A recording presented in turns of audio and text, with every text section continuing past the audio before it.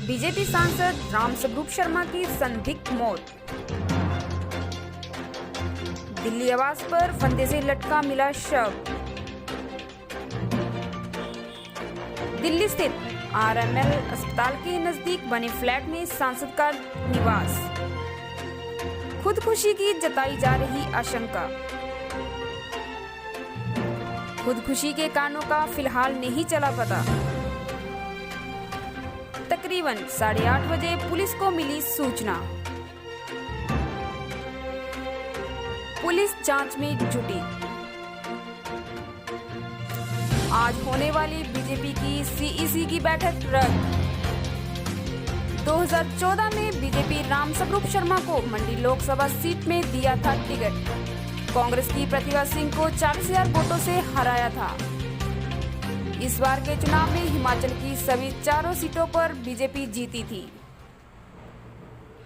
2019 में रामस्वरूप शर्मा मंडी लोकसभा सीट से चुनाव लड़े और जीते।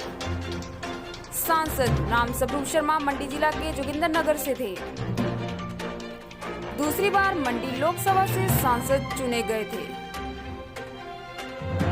हिमाचल प्रदेश के मंडी लोकसभा सीट से भारतीय जनता पार्टी सांसद रामस्वरूप की संदिग्ध मौत। दिल्ली निवास बीजेपी सांसद रामस्वरूप शर्मा का शव फंदे से लटका हुआ मिला। फिलहाल मौत के कारणों का नहीं चला पता। पुलिस जांच में जुटी। खुदकुशी की जताई जा रही आशंका। और ये सूचना जैसे मिली तो एक बात पर हमको विश्वास ही न हो, और उसके बाद फिर हमने दोबारा कंफर्म करने की कोशिश की तो मालूम पड़ा कि ये घटना घटित हुई है। और स्वाभाविक रूप से बहुत बड़ा दुख है हम सब के लिए, परिवार के लिए तो है ही है, लेकिन हमारी संगठन के लिए, सरकार के लिए। रामस्वरूप जी एक सांसद के रूप में बहुत ही ऐसे सांसद के रूप में जो बहुत मिलनसार थे, कार्यकर्ताओं के साथ, आम जनता के साथ सहज रूप से मिलना, और वही उनकी एक खासियत थी। मंडी लोकसभा क्षेत्र से 2 बार सांसद रहे और दोनों बार बहुत बड़े बहुमत के साथ जीते, और अभी तक के सबसे ज़्यादा मार्जिन से जीतने का 4,05,000 वोट से जीतने का जो है, जबकि मंडी से बड़े बड़े लोग भी चुनाव लड़े, पूर्व मुख्यमंत्री चुनाव लड़े, बड़े नेता चुनाव लड़े दोनों पार्टियों से, लेकिन सबसे बड़ा जीतने का अंतर रामस्वरूप जी का रहा है। और उसमें सबसे बड़ी जो कंट्रीब्यूशन उनकी जीत में, वो एक सहजता, सरलता, लोगों से मिलने जुलने का और संगठन के लोगों के साथ संवाद अच्छा रखना, वो उनके एक स्वभाव का हिस्सा था। और इस दुखद घटना से हम सब लोग विचलित हैं, और ईश्वर उनकी आत्मा को शांति दे और उनके परिवार को उस दुख को सहन करने की शक्ति दे, ऐसी मैं प्रार्थना करता हूँ। लेकिन बहुत बड़ी क्षति इस प्रदेश को हुई है उनके इस निधन से। सर, कोई पता चल पाया है अभी तक कि वजह क्या है निधन की? अभी तक तो इस बात को लेकर के ज़्यादा कहना उचित नहीं है, जानकारी अभी तक नहीं मिल पाई है। इन्वेस्टिगेशन की प्रोसेस शुरू हो गई है। अभी उनकी बॉडी को वहाँ से, उनके निवास से रिमूव करके वहाँ लेके चले गए हैं, और पोस्टमार्टम की प्रक्रिया होगी। परिवार के सदस्य पहुँचने के बाद ही सारी आगे की कार्रवाई होगी। तो मालूम पड़ा कि उनकी पत्नी शायद जयपुर गई थी, वो रास्ते में दिल्ली के लिए हैं, और बेटे जो है जहाँ जोगिंद्रनगर से दिल्ली जाने के लिए तैयारी में थे सुबह। तो उसके बाद जो भी इन्वेस्टिगेशन के माध्यम से जो जानकारी मिलेगी, उसके बाद ही हम पिछले दिनों से एक चीज़ को हमने देखा कि सेहत कमज़ोर हुई थी उनकी। हालांकि हमने उनको पूछा कि, हमने कहा आपको तो कोविड में नहीं हुआ, कोविड हालांकि उनको नहीं हुआ था, लेकिन फिर भी उसके बाद वीकनेस थी। मुझे अभी कहने लगे, हम 4 दिन पहले बैठक में फतेहपुर थे, कि बोलता मौसम अच्छा आ गया, तो सर्दी के मौसम में थोड़ा मैंने अब की बार परहेज भी रखा खाने वगैरह का, और अब तो सब ठीक हो जाएगा, तभी ठीक हो जाएगी बोलते। तो ऐसा सारी बातें चर्चा हुई। मंडी के कॉरपोरेशन के लिए कहा कि मैं वहीं डेरा लगाऊंगा, वहीं बैठूंगा, वहीं काम करूंगा।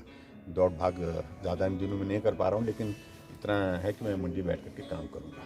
तो ये सारी बातें हुई, सहज रूप से हुई, और ये समझ से परे की बात है। सर, अभी रामस्वरूप शर्मा जी ने ऐसा जानकारी मिली है कि आत्महत्या की है, बहुत दुख लगा जब बात सुन करके। 4 दिन पहले हम लोग कांगड़ा में थे, माननीय मुख्यमंत्री जी के साथ हम सब की बैठक थी, तो वहाँ रामस्वरूप शर्मा जी भी उपस्थित थे और दिल्ली के लिए जा रहे थे क्योंकि लोकसभा का सत्र पिछले परसों से दोबारा शुरू हो रहा था। कोई ऐसी बात लगी नहीं उनकी बातों से, बहुत ही शरीफ और बहुत ही ईमानदार व्यक्ति थे। बड़े छोटे स्थान से उठ करके एमपी के पद तक पहुँचे। अब ऐसा उन्होंने क्यों कदम उठाया भगवान जानता है। मेरी परमपिता परमात्मा से प्रार्थना है कि उनकी आत्मा को शांति दे और उनके परिवार को इस दुख को सहने का शक्ति प्रदान करें। लेकिन बहुत ही दुख लगा, पार्टी के लिए बहुत बड़ा नुकसान है। सतपाल जी, आपके साथ आपने उनके साथ भी काम किया था जब आप छात्र जीवन में थे, तो किस प्रकार का अनुभव रहा? मैं जब विद्यार्थी परिषद का काम करने के लिए जोगिंदरनगर में जाता था तो पंडित जी उस समय अपनी प्रिंटिंग प्रेस चलाते थे।